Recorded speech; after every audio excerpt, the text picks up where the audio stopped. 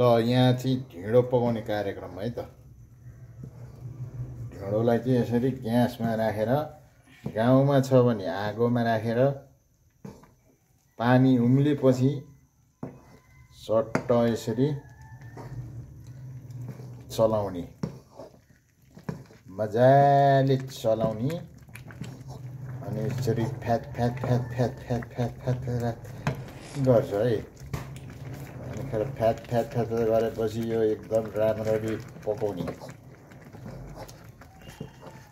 ढिँडो पकाउने तरिका अब तपाईहरु चाहिँ यो कसरी पकाउनुहुन्छ आफ्नो तरिका होला।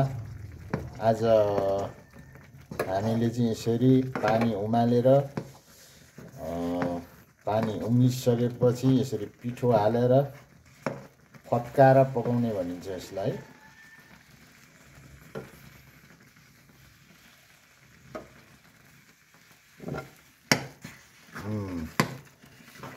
अझ गाउँतिर चाहिँ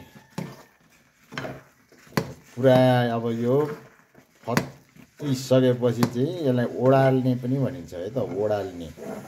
ओडाल्ने तरिकामा चाहिँ गाउँतिर अलिकति छुट्टै छ। त्यहाँ चाहिँ खुट्टा लाएर कराईलाई